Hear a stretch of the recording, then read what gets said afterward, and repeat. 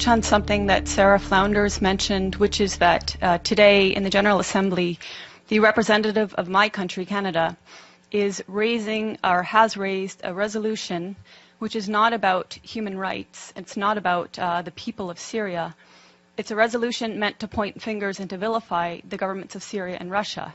And this resolution relates to a UN Security Council resolution that was vetoed by Russia and China some days ago.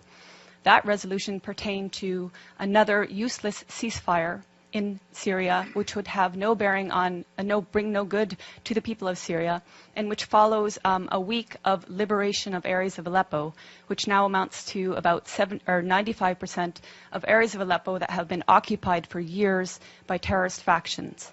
So at this time, when 100,000 civilians in these areas occupied for years by terrorist factions have been liberated, the UN, parties in the UN wanted to impose another ceasefire. And I want to remind people why these ceasefires are indeed pointless. The last ceasefire in September was from the very start negated by 20 main terrorist factions who declared they were not going to participate, and from the very beginning violated the ceasefire over 300 times during the duration of the ceasefire. And not only these terrorist factions, while the Syrians and while the Russians adhered to the tenets of the ceasefire, but the American-led coalition itself violated the ceasefire by targeting Syrian army positions in Deir ez-Zor, killing at least 83 Syrian soldiers in a prolonged attack that lasted nearly 1 hour and which enabled ISIS to overtake that position. So this is one reason why a ceasefire is pointless at this point in time. There is no faith that any of the parties that the US and Western leaders who have funded these terrorists, there's no faith that they can actually control the terrorists and get them to adhere to a ceasefire. And the people of Aleppo want Aleppo to be completely freed. And I speak having been to Aleppo 4 times, and this is the will of people in Aleppo. So on that note, I'd just like to talk about, briefly, I've been to Syria 6 times since 2014, 2 of which were with international delegations, and 4 times were independently on a visa I applied for, paid for, and waited for. My trips have been self-funded or fundraised, and I've gone at my own risk and been able to travel freely in the country to areas I wish to travel to. I've been many times to Homs, to Malula, to Latakia, Tartus, Siath, Sweda, and again, Aleppo 4 times. And I mention these because I think it's important people realize I have, wherever I've gone, I've spoken in Arabic to the people I'm speaking with. What Donna, what Sarah have said, that the people support their army and government is absolutely true. Whatever you hear in the corporate media is the complete opposite. And on that note, what you hear in the corporate media, and I will name them, BBC, Guardian, New York Times, etc., on Aleppo is also opposite of reality. Aleppo since 2012 has been inhabited by different terrorist factions, among them al-Nusra, among them the so-called Free Syrian Army, which has committed the same heinous acts of terrorism as al-Nusra, as ISIS, as Ahrar al-Sham, as Nuruddin al-Zinki, which beheaded a 12-year-old Palestinian child, and somehow is still deemed moderate. Since 2012, these areas of Aleppo, which have now recently been freed, their occupation by these terrorist factions has meant the greater Aleppo, the 1.5 million plus population of greater Aleppo have suffered sieges, denying them food and medicine. They've suffered for years a want of electricity and water, and they've suffered daily bombardment by these terrorists of mortars, of gas canister bombs, which are improvised and made locally, of water heater bombs, which are even more powerful and can level floors of entire buildings, of conventional weapons like Grad rockets supplied by the West, and etc. As I said, they've suffered these attacks on a daily basis, and even now, because there are still Western-backed terrorists in pockets of Aleppo, there are still mortars and gas canister bombs raining down, and people are still dying in Aleppo. This is another reason why the liberation and securing of these areas is imperative, because that will actually bring peace to Aleppo.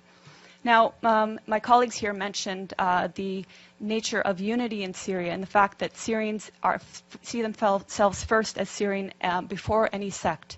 This is an important point because our media and the Gulf media has made Syria out to be sectarian, which is something the Syrians themselves have denied. But it's a tool to make people confused. It's a tool to make people believe that it's Sunnis against Bashar al-Assad, when in fact, bear in mind that Aleppo is overwhelmingly Sunni and is with the government and is with the army and is suffering from the terrorists who declare that they are liberating the city in Syria. Other points about Aleppo are hospitals in Aleppo have been attacked. I'm sure you've heard in the media that hospitals have been attacked. Well, this media is referring to the pockets of Aleppo that were occupied by terrorists. And they have manufactured stories, and I can give you a precise account. In April of this year, there was a hospital called the Al-Quds Hospital, which in a concerted effort, all media said was attacked and targeted and badly damaged by either the Syrians or the Russians. In fact, the Russians had satellite imagery showing that this hospital was in the same shape that it was in October 2015. No difference. Therefore, it was not attacked. Months later, The Guardian, which is a prominent British newspaper, actually said the Al-Quds Hospital that it had alleged months prior to be attacked and destroyed was treating victims of so-called chemical weapons attacks. So even the media that is lying is inconsistent in their lies. But there have been hospitals attacked. I went to the Al-Dabit Hospital, which is in Aleppo City. It's a maternity hospital. It was attacked on May 3rd, and 3 women were killed. You would think this would be something raised at the UN or by so-called human rights groups, but it was not. In December 2013, the Kindi Hospital was attacked and destroyed. It was the largest and best cancer treatment hospital in the Middle East. It was destroyed by al-Nusra terrorist truck bombings. And in fact, in recent media reports on Aleppo, again alleging Syrian or Russian strikes on hospitals, Fox News actually had the audacity to use a photo of Al-Kindi Hospital and allege that this is in eastern areas of Aleppo and that this hospital had been attacked by Syrian or Russian strikes. This goes to show how much the media has been lying from the very beginning about Syria and continues to lie. When I went to Aleppo, I spoke with the Aleppo Medical Association. They comprise 4,160 active and registered doctors. More lies in the media have said the last doctor in Aleppo, the last pediatrician in Aleppo. Of these over 4,000 doctors, 800 of them are specialists. So you can see that when the media talks about Aleppo, it's talking about areas that were occupied by terrorists. And it's completely negating the suffering and the will of the Syrian people in greater Aleppo. When I was in Aleppo in July, I got a taste of some of the bombings by these terrorist factions. There was an explosion about half a kilometer away at Hatat Baghdad, and I don't know how many people were killed that day, but it was close enough that it was a massive plume of smoke. About 5 minutes later, an explosive bullet fired from an area occupied by terrorists landed about 15 meters away from where I was. If it had hit parked cars, I wouldn't be here speaking. A day later, a good friend of mine, his mother was killed by one such explosive bullet. So this is just a small taste of what people are suffering on a daily basis. In November, when I was there with a delegation of Western journalists, including from the New York Times, LA Times, BBC, etc., on November 3rd, there were a series of attacks throughout the day with Grad missiles, explosive vehicles, and other explosive bullets and snipings. By the end of the day, 18 people, civilians, were murdered, and over 200 were injured, including critically. We were at the Al-Razi hospital, which is one of the main hospitals, and we saw the maimed people pour in. And this was just one day of many of endless days in Aleppo. On November 4th, we were at the Castello Road humanitarian crossing. This was a day that was meant to allow the people in eastern areas of Aleppo that were inhabited by terrorists to evacuate. And this was not the first time. On prior occasions, the Syrians and the Russians had opened 8 humanitarian corridors to enable people to leave. These were attacked by terrorist factions heavily. Even that day on November 4th, the Castello Road crossing was attacked, twice with mortar shelling when we were there and 5 times afterwards.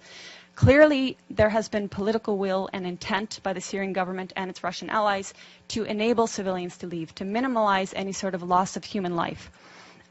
Clearly, the terrorists that declare themselves liberators of Syria do not want people to leave. They've been holding civilians hostage.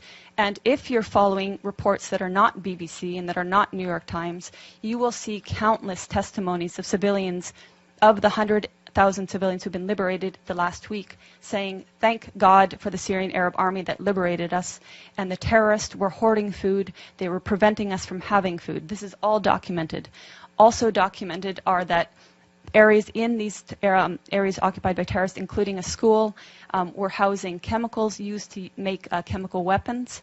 And you could see also the gas canisters that were used to make explosive gas canister bombs. In fact, even when I was in Reupload, we saw a factory in one of the buildings that was used to make gas canister bombs.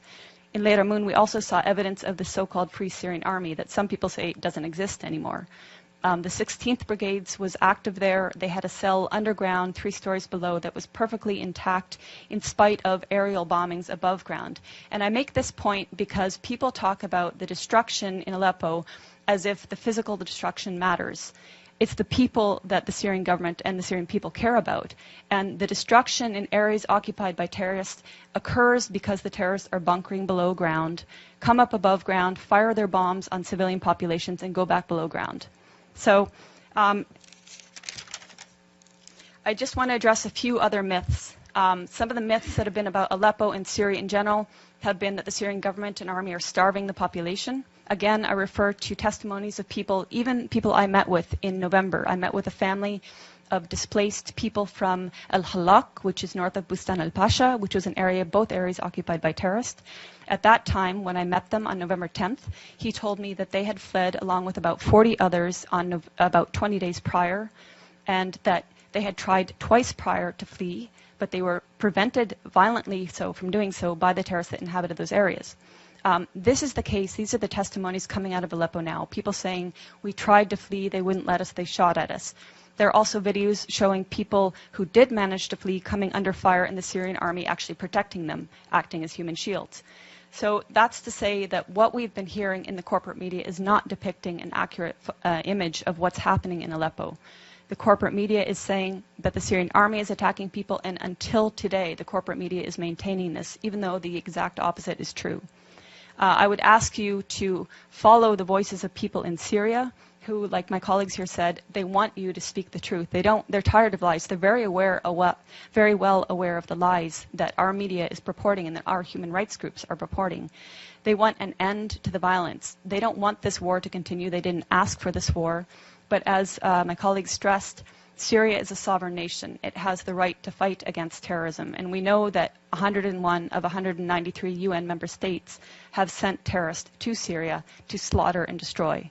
So Syria is fighting a war against terrorism. It's winning in Aleppo, and hopefully either the terrorists will accept a deal to be transported out of Aleppo, hopefully they will participate in the Musalaha, the reconciliation, will lay down their arms, will take the amnesty offered to them by the government and which has been taken by thousands of former militants.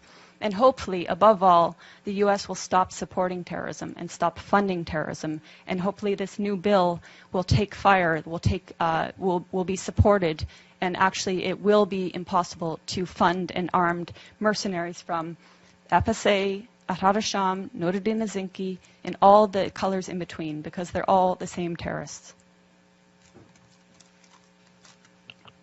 Yeah, thank you.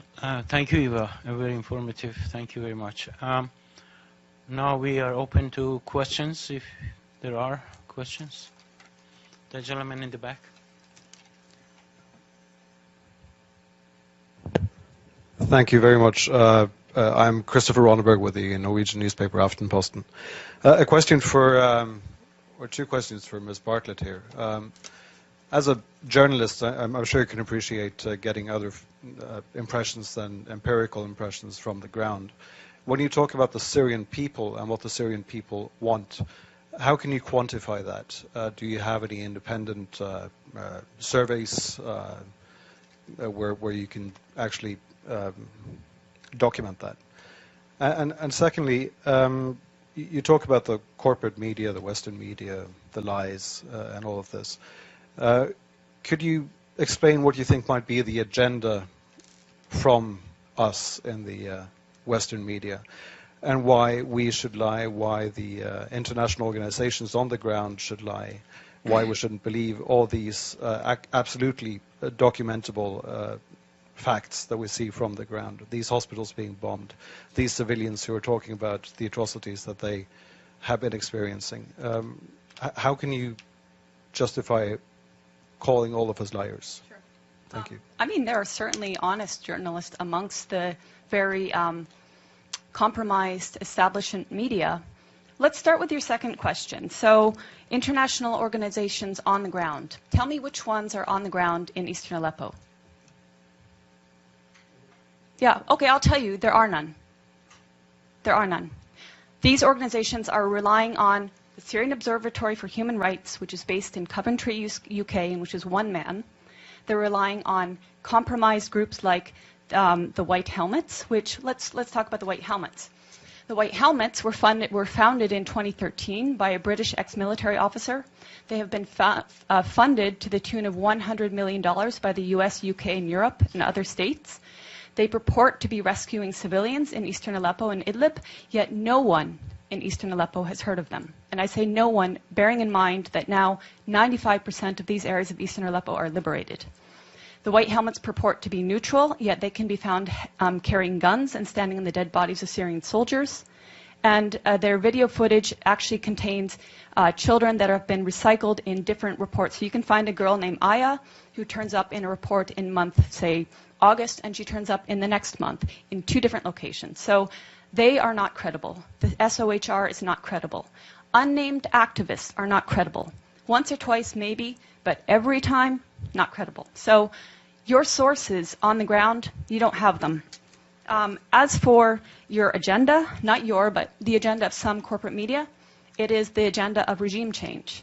How can the New York Times, I was reading it this morning, or how can Democracy Now!, which I was reading the other day, maintain until this day that this is a civil war in Syria? How can they maintain until this day that that the protests were unarmed and nonviolent until, say, 2012? That is absolutely not true. How can they maintain that the Syrian government is attacking civilians in Aleppo when every person that's coming out of these areas occupied by terrorists is saying the opposite? So that's with regards to your question on lying Western media. How do I quantify the support of the Syrian people? The elections. In 2014, the Syrian people held elections. The voter turnout was 88%, including people in Lebanon, where I was during the elections in Lebanon, which were actually ran for 2 days, extended hours, people walking for kilometers to reach the embassy, including people who flew from their own countries like mine, which has criminally shut the Syrian embassy so that Syrian people have no rights, and including people within Syria who braved a torrent of terrorist mortars and missiles on election day. And yet, voter turnout rate was something like 88%, I believe. And the election, the results were 78, I believe. I think Tim Anderson gives you the opposite. Okay, I might get the turnout wrong. So the results. 74 was the participation. 74 participate, 88. Okay. Anyway, the point being, overwhelmingly, the people support President Assad. That's based on elections, based on my own travels. Okay, so that's subjective. But as I said, I've traveled around Syria, talked with people of all faiths, all walks of life, and there are people that want change in the government. We're not pretending they don't want change. Everybody wants change. But in terms of support of the government, the point is they don't see President Assad as the problem. They see the problem as terrorism. They see elements of problems in the system that they have there. But President Assad, they don't see as the problem. They actually overwhelmingly support him. So I'm basing it on their choice in their leader, and I'm basing it on my interactions with people in Syria and Lebanon.